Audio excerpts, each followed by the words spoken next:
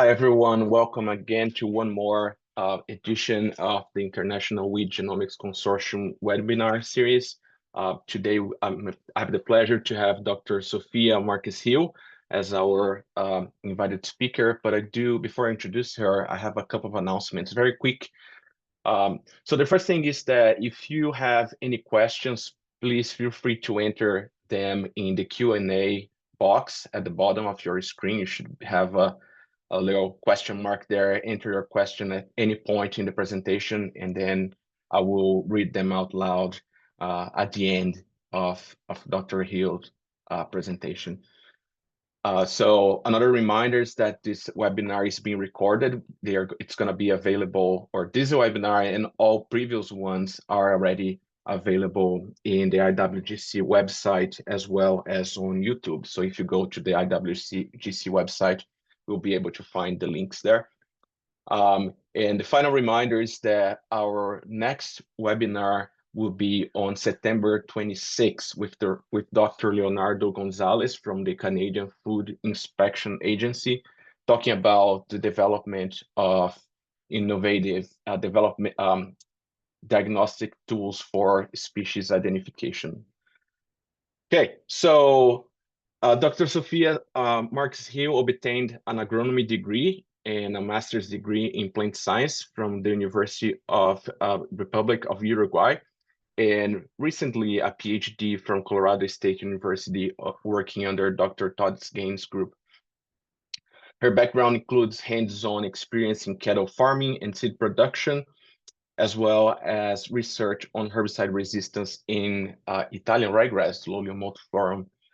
Dr. Hill will present on her work on the identification of sex-determining regions in flowering plants using Canada thistle as a model today. So, Dr. Hill, very nice to have you here today. I appreciate your time putting together this presentation, and I'm looking forward to seeing what you accomplished in the last few years in your PhD. So please take it away. Thank you, Caio. Thank you for the invitation. So I'll share the screen and let me see. Me know if you can see it. I can see it. Okay. Perfect. Well, so thank you, everyone. Thank you for attending the seminar. Today I'm going to talk about the identification of the sex-determining regions in flowering plants, and especially the case of Canada thistle. And I call this assembly required because, especially with Canada thistle, we had some interesting findings when using different sequencing for the assembly. And so to get to the resolved sex-determining region, it was needed to add some sequencing data. So I'll tell you the story in a minute.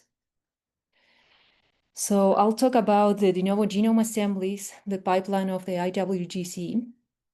Then I'll talk a little bit about sex chromosome evolution and their identification. And finally, I'll talk about the example of Canada thistle and why we think it has a CW system.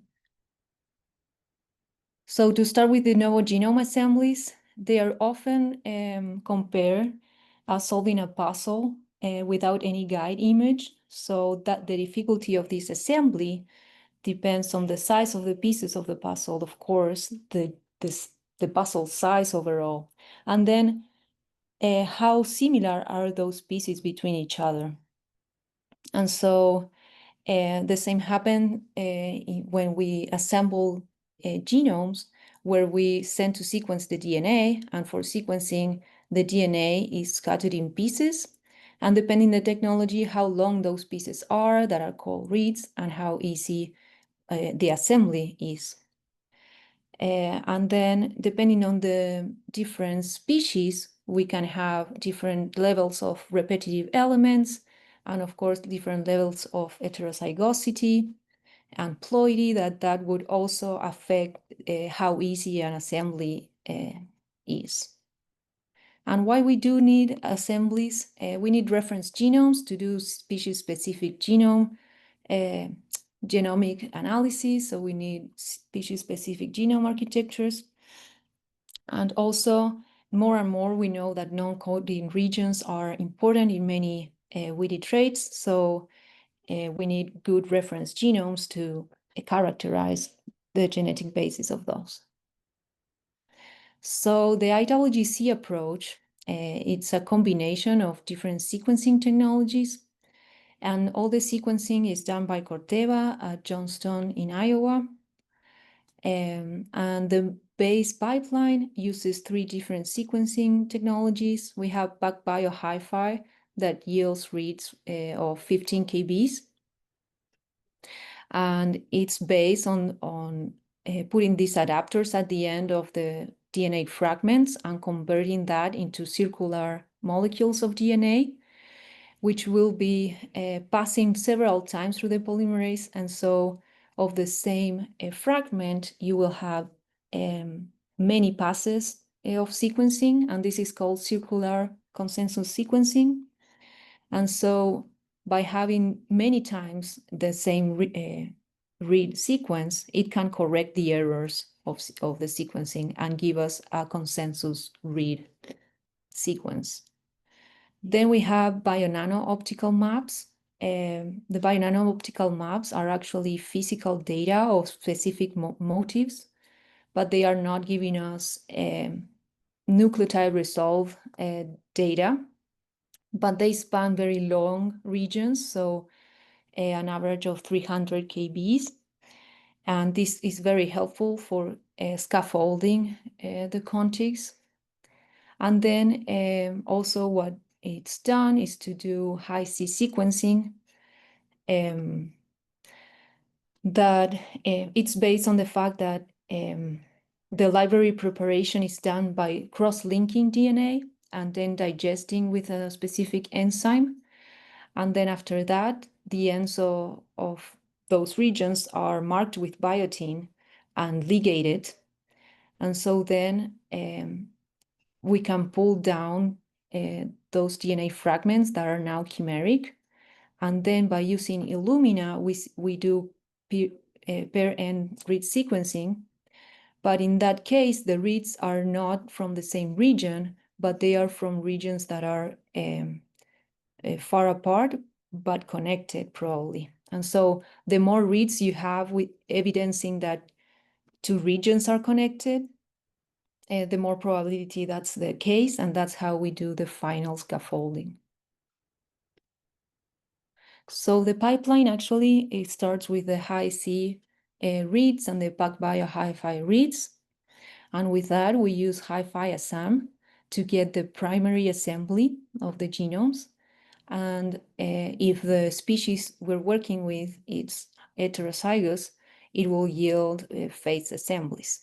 So we'll have both haptype 1 and haptype 2. And also the final contigs are filtered by size. And so we keep all contigs that are 70 kb long or more. Then we also have the bionano molecules or maps that with bionanosolve, we use them to create a de novo assembly of the molecules. And this is in the same way, looking into overlapping labels. And after we have that, we assemble both primary assemblies to the bionano maps to phase them as well. And once we have both data phased, we use bionanosolve once again to create the hybrid scaffolds for each of the uploads. Then when we have the hybrid scaffolds, we use the high-C data again to run juicer that also use BWA as an aligner to get the contact maps of those hybrid scaffolds. And then by visualizing that with JuiceBox, we do manual modifications to join the last things that needs to be joined and create the pseudomolecules that often have the telomeric ends. This final step, that is the visualization and manual modifications, it's done several times until we cannot see any further evidence that things need to be joined. And so for having some examples of these, we did this with Conisa bonniarensis, where this pipeline worked very good. So here we have the contact maps of the hybrid scaffolds on the left and on the right of the final assembly. And so these boxes here are representing each of the chromosomes of the genome. And then the more red, the more contacts those regions have. So it's expected to see that inside the chromosomes, you have a lot of red, and it should be a diagonal across the whole map here. But as you see, there were also some pieces here that show red contacts outside that diagonal, meaning that we need to scaffold this further to get the chromosome level assembly. But in this case, with Conisa bonniarensis, that it's an alloexoploid, it has a genome of 2 gigabase pairs each haplome and 27 chromosomes. It was very easy. As you see, I only had to join only 5 pairs of hybrid scaffolds to get the 27 chromosomes, and this is what this is showing. So it was fairly a simple process. And this genome, it's already published in this paper by Cortés Gómez and collaborators, and also with the Conisa sumatrensis genome. But then we also have this type of genome assemblies, like with Convolvulus arvensis, which it has a smaller haplome size, and it has a few less chromosomes. It has 24 from each haplome. And this is showing the contact map from the pipeline I just mentioned. These are the hybrid scaffolds. And as well, we see some hybrid scaffold that need to be joined together, but not many. But what we did saw is that in many of these chromosomes, and here I'm zooming hybrid scaffold number 2, we see this kind of thing that is showing that it has some misassemblies. And so we can see here that it's probably an inversion, because this region, this square here, actually the end of it has more contacts with the beginning here. And so by looking at these patterns of contacts in the contact map, we can actually see how this should be oriented. So I look for the coordinates of bionano results, the hybrid scaffolding, and look and turn this around and see how it looks, and so on. But this one was difficult. As you see here, I'm showing the synteny between both haplomes, and you see that many of them had a lot of repetitive elements that leads many times to inversions that if we look into the contact map, we know that they are not real. They are probably misassemblies. So this took more, several rounds of that last step I told you about, because of the high amount of repetitive elements. And then this is a work in progress as well. We're working with Euphorbia esula, and so this is the hybrid scaffold maps, contact maps, and this should be of 30 chromosomes. But as you see, we have a lot of them, and very, very tiny, and a lot of contacts between them. And it was kind of hard to do this manually, especially because it's an autoalloexoploid. And so it could be that some of the chromosomes are actually following an allopolyploid pattern and others an autopolyploid pattern. And so there are regions that are very similar between subgenomes, and they are hard to face. So what we're doing right now, we did more sequencing of the high-C data to get more coverage and see if that helps with the assembly. And so then, and what I'll be talking most today, it's about sex chromosomes. And sex chromosomes are also a challenge for assemblies. And this is because they evolve from autosomes, and if they have diverged a lot. So this is showing actually an XY system, so a system where the males are the heterogametic sex. And so how they evolve is that at some point in the evolution, in the region where the sex determining genes are, the recombination stops. And so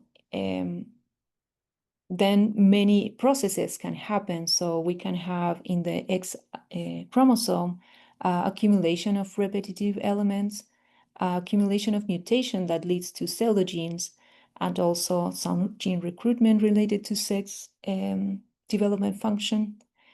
And all this leads to different sex chromosomes that have evolved in flowering plants. So for example, in papaya, we have that they are homomorphic, so meaning that XY have the same size, but still there is a region that doesn't recombine.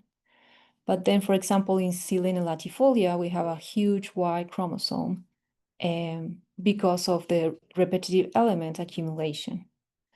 And also what can happen is that, for example, in Cycas revoluta, we have a shorter Y-axis, and this is because repetitive elements usually lead to ectopic recombination, and that could lead also in the deletion of some parts of the chromosome. And so there are many ways that sex chromosomes can be identified, and many of them require a well-assembled genome. There's a good review by Palmer and collaborators that explain many approaches, and you will hear some of them with the Cirsium example. But it's been easier now that we have long-read sequencing to resolve the sex-determining region. So having available these technologies that span longer reads, it's easier for the assemblers to resolve these regions that can be very repetitive. Also, technologies such as Hi-Fi-SM and triobinning that has information of the pedigree, so the both parents and some of the progeny, you can actually face the haplomes and see really which one is belongs to the parent, the mother or the father. And then also with Hi-C and bio-nano maps, we can scaffold the chromosomes and detect large inversions. And so all this to get the reference genomes, but then we use different comparative and multi-omic approaches to really identify where the sex determining region is. So in the case of Cirsium arvense, or Canada thistle, it's a dioecious perennial weed, so they have either males or female individuals, and they reproduce by sexual and asexual reproduction. So they can grow over winter and then regrow from root buds. But then the sexual reproduction, it's done by flowers, of course, but males do not have a functional stigma, and there you have the males in the right picture with the pollen, and females do not produce pollen. And it's interesting that 30% of the genus species of Cirsium are genodioecious, so meaning that they have either female individuals or hermaphrodite individuals. And this could be telling us of how the evolution to dioecy might happen.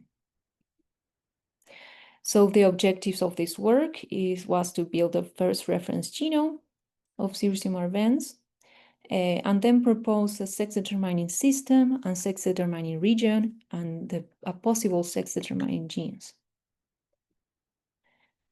And so for the methodology, we did the genome assembly of one female and one male.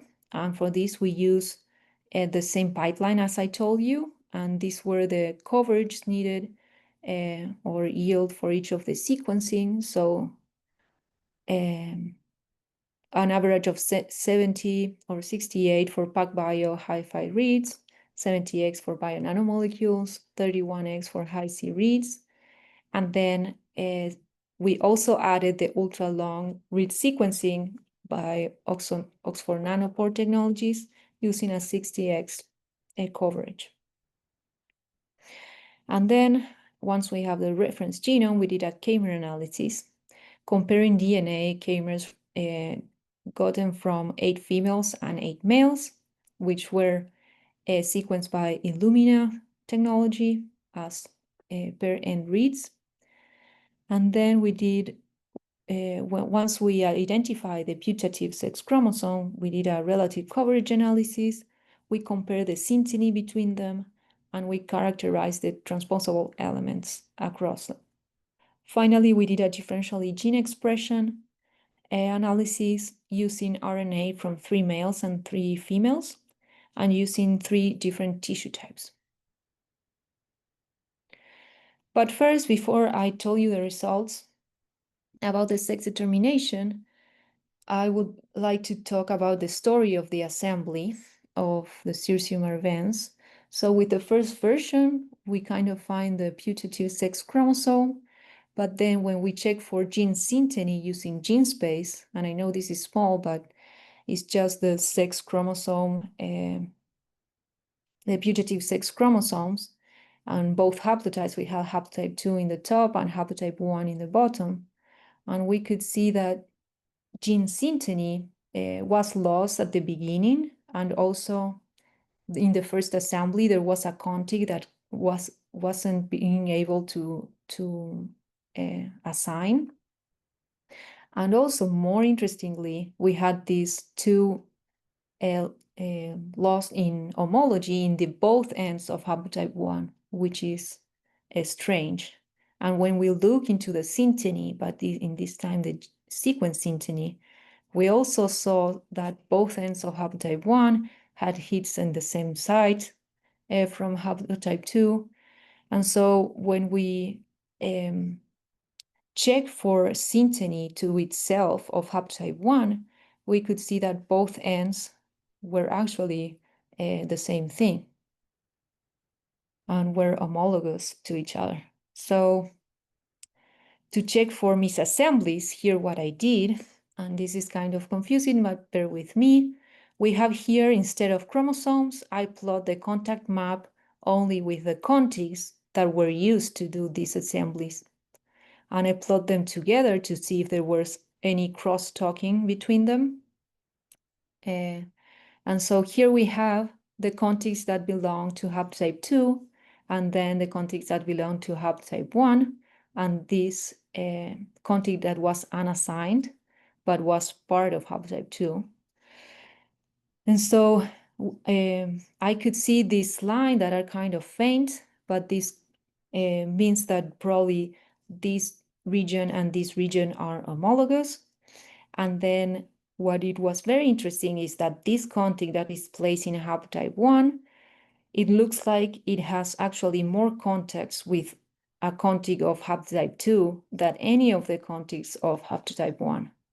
And so I think this, sum with the fact that both ends were having hits in synteny, led us to think that it was a misassembly.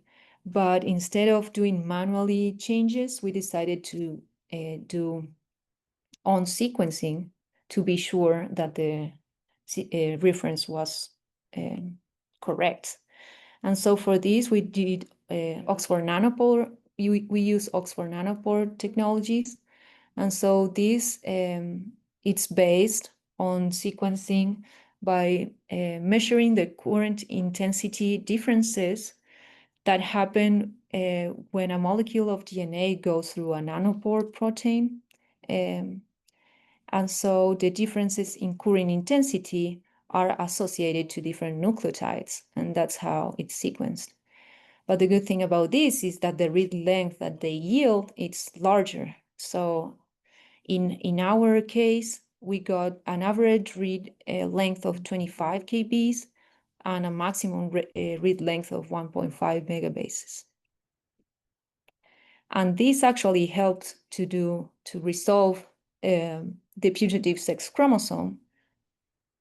So here we have in the current assembly how the sex chromosome looked in terms of gene synteny between haplotype 2 and haplotype 1.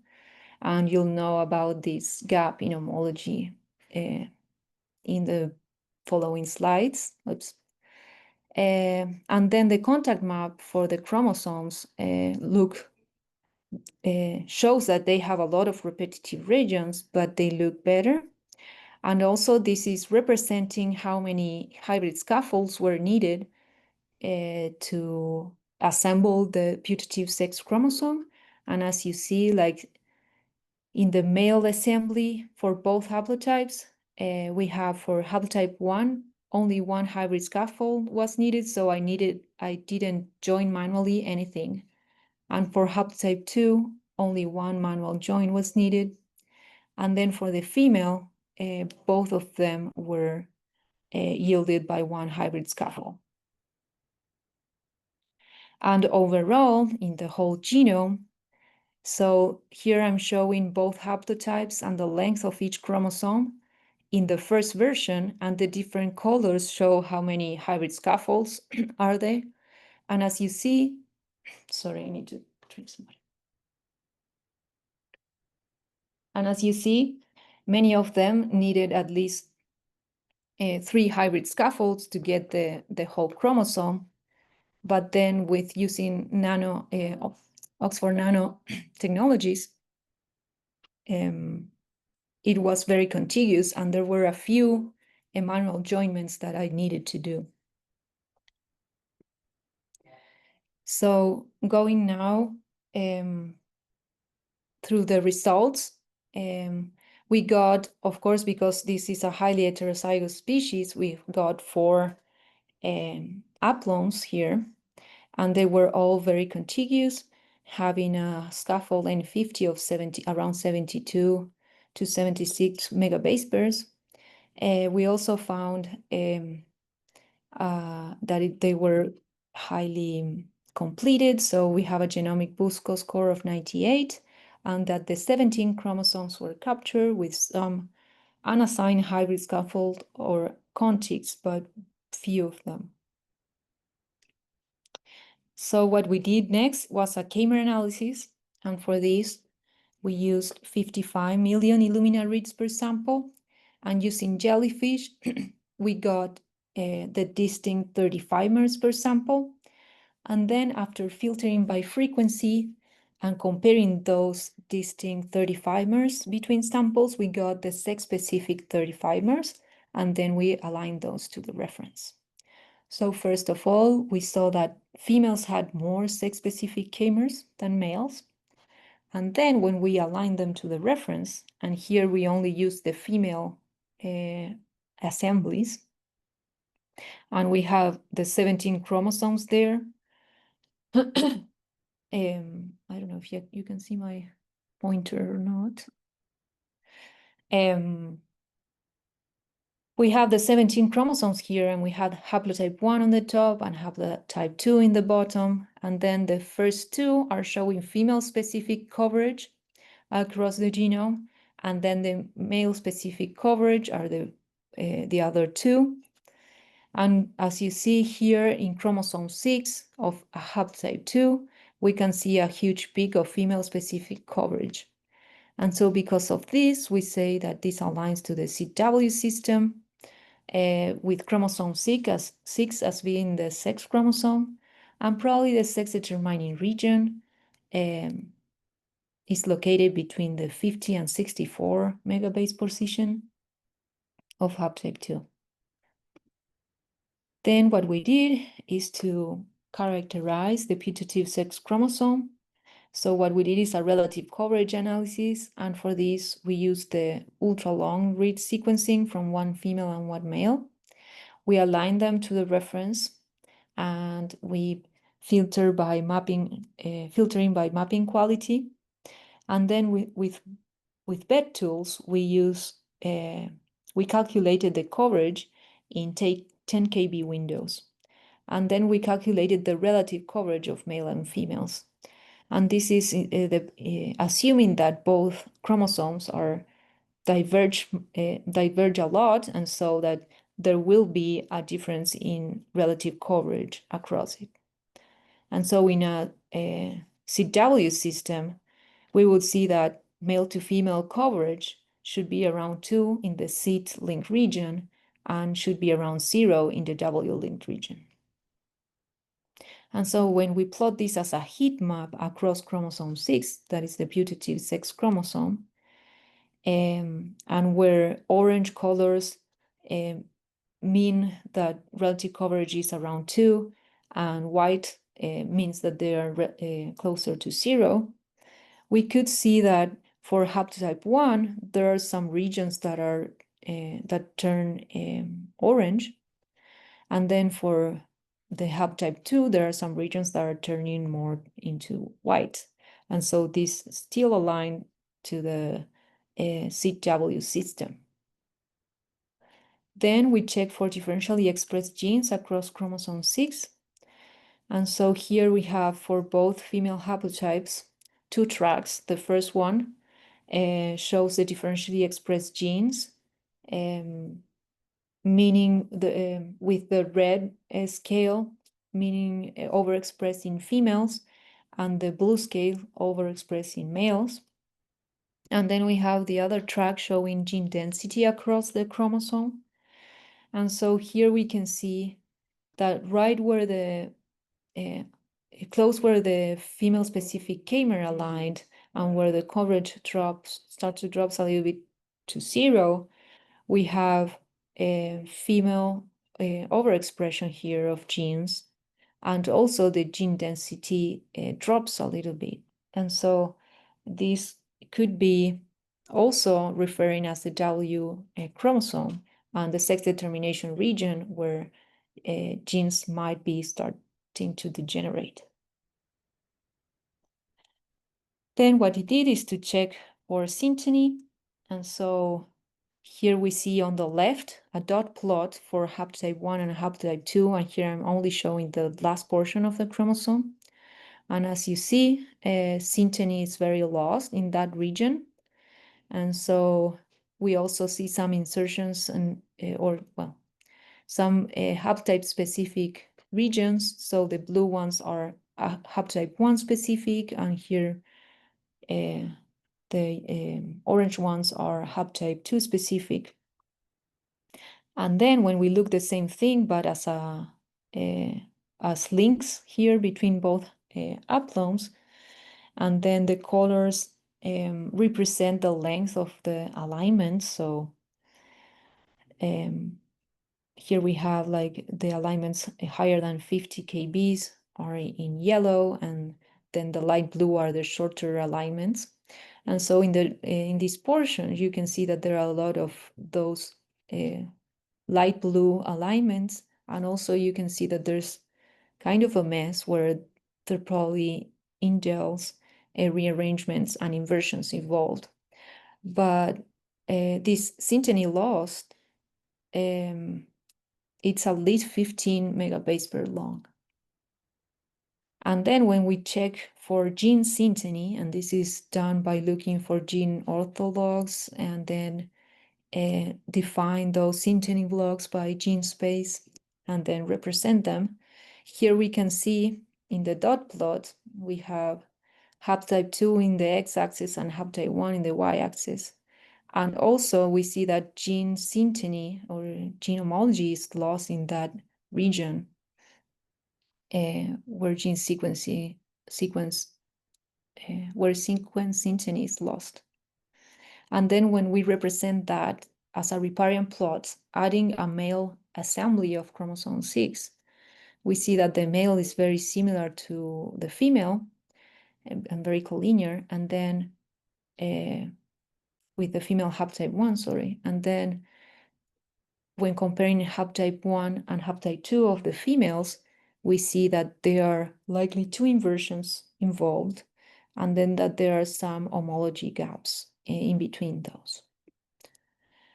And so inversions have been reported in different sex-determining regions in flowering plants. So in Carica papaya, in Salix purpurea, and Amaranthus tuberculatus, and they are often thought as the reason that they could be the reason why recombination stops, but it's not actually clear why that happens. So because the synteny was such a mess, I asked help to Nick Johnson from Michigan State University. And so he did the transposable element characterization of these two chromosomes and created this beautiful circus plot. And here we have haplotype 2 in the left and haplotype 1 in the right. And then we have different tracks. The first one is the transposable element insertion age. And the greener the color, the younger the insertion. And then we have the classification of different transposable elements. And finally, we have the synteny between them. And so at this scale, at least, we couldn't see any huge enrichment in the putative SDR of transposable elements. So they are sparse all across the genome. But what we could see is that in haplotype 2, in the region where the second inversion is, we could see that there are two windows here that have younger T insertions. And then we could also see in haplotype 1 that this we have kind of an enrichment here of unknown LTRs in a region where also synteny is lost. So these two things might need to be further characterized to see if they have something to do with the way these sex chromosomes evolve. Finally, what we did is to try to get the W-specific genes. And so for that, I looked into this region of haplotype 2 and got that 139 annotated genes were there. 101 had no or low counts, and 31 were expressed in both. One was male limited, so only expressed in males, and 6 were female limited. So I look into those 6 female limited, and here we have normalized counts by tissue type. And we see that all of them change when looking at the different tissue types, so they might be related to floral development. But the annotations weren't clearly related to sex determination, although 3 of them were unknown, had unknown functions. And then I did the same with the seed-specific genes in the same region, but for haplotype 1, and I found 267 annotated genes, from which 224 had no or low counts, 42 were expressed in both, and 9 were male biased. And I look into those male biased genes because with the assumption that males have actually 2 copies of this region and females only have 1, we thought that maybe there was also a male bias expression. And when we look into the annotation of these genes, they were actually very related to pollen production and flower development. So there was this oxysterol binding protein that was found to be expressed in pollen and works in the functions in the lipid transport. Then we found this protein 84 that it's involved in intra and intercellular trafficking. We also found this zinc finger that it is involved in controlling flowering time. Then also this vacuolar protein sorting associated protein that has been reported to function for protein trafficking, especially important in pollen tube elongation. And finally, this 3-beta hydroxysteroid that it's needed for sterol synthesis. And actually in Arabidopsis, by doing CRISPR mutants, they validated that if both genes were knocked out, then the plants didn't have any viable pollen. But then when one of them was being expressed, the pollen was actually viable. Lastly, what we did is to check for differentially expressed genes across the whole genome. And for here, I'm showing only the results for haplotype1 of the female. We got that 30,573 genes had counts over than 10. And then we used cutoffs of p-adjusted value of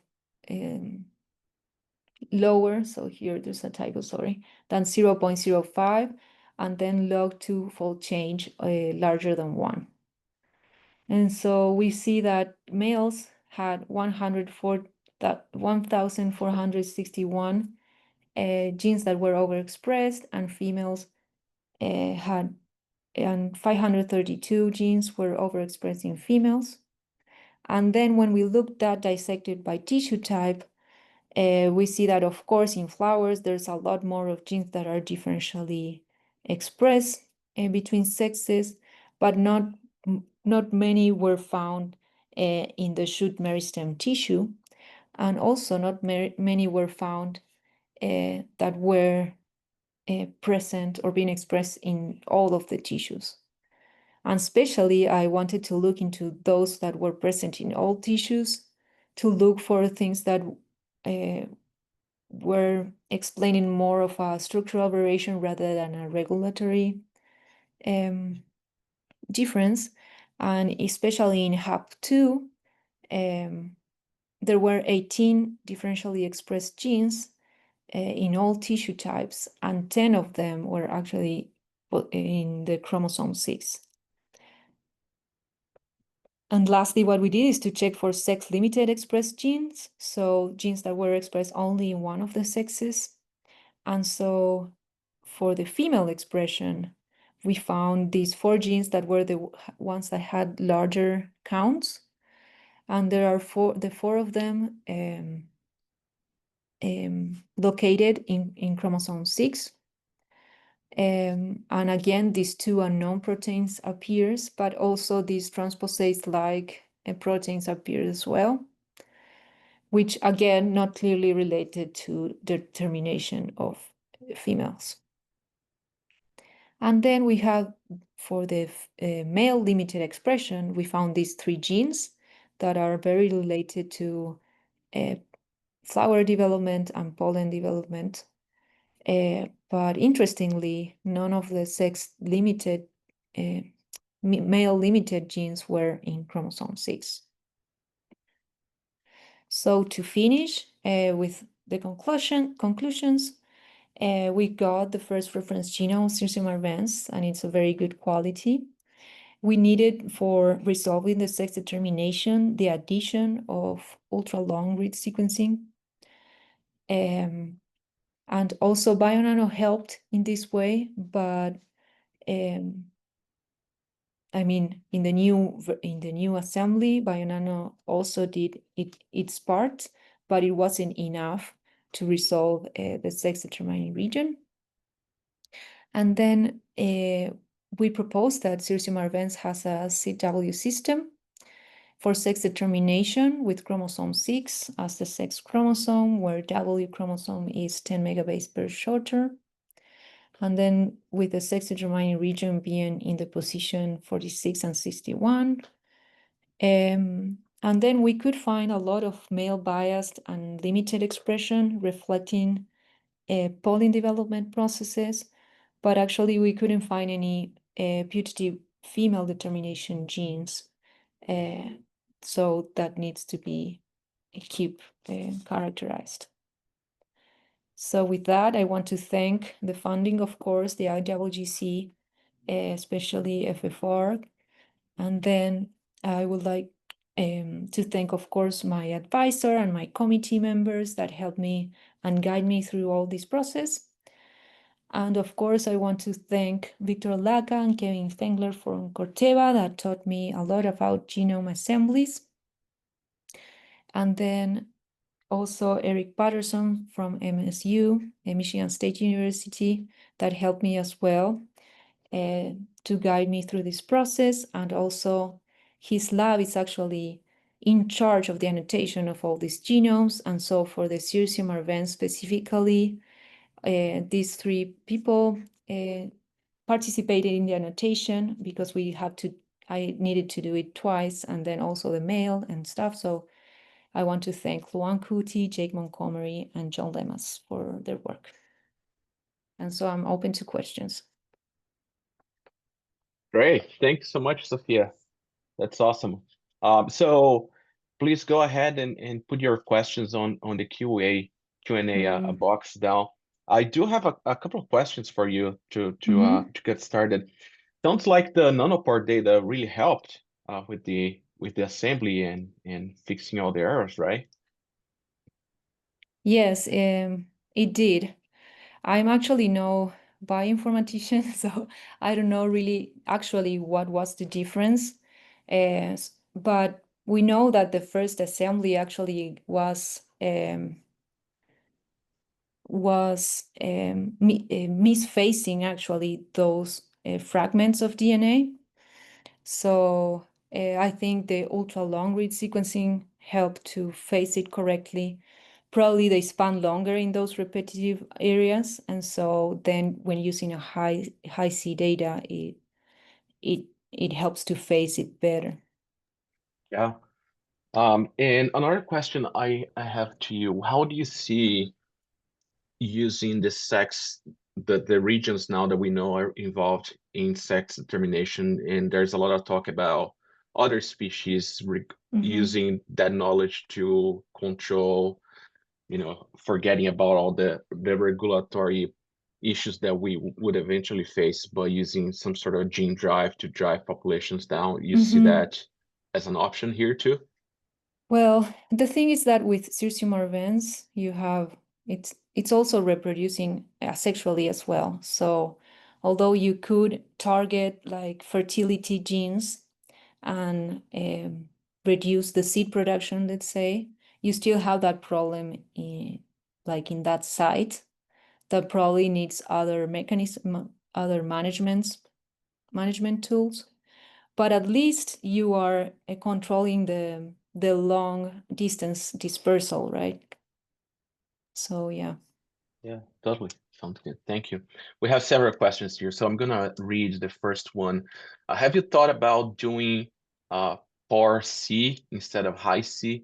The longer reads for poor C help to reduce the amount of mismapping of the reads to homologous chromosomes. Yeah, that's a very good point, David.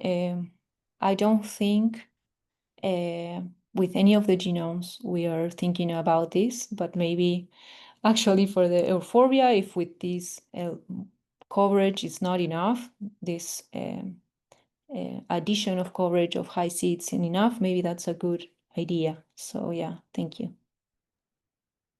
Another question. Great job, Sophia. Compliment you. Really cool to see this all come together. Maybe I missed it, but do you have any config gaps in your Z and W linked regions, or did Hi-Fi ASM assemble across these regions without having to depend on the Hi-C data?